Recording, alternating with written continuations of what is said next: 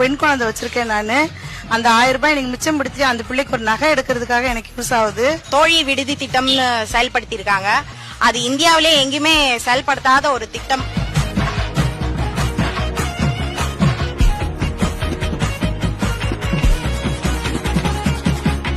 நாங்க மகளிர் பஸ்ல போறோம். அதுல நல்ல இலவச பஸ் போடுறதுனால கொஞ்சம் காசுகள் மிச்சம் பிடிச்சுக்கிட்டோம். இப்போ 3000 ரூபாய் பொங்கலுக்கு கொடுத்தாங்க. இப்ப 5000 கொடுத்திருக்காங்க. என் பிள்ளைங்களுக்கு மாசம் 1000 ரூபாய் வருது. என் பொண்ணுக்கு, என் பையனுக்கும் அது மாதிரி வருது.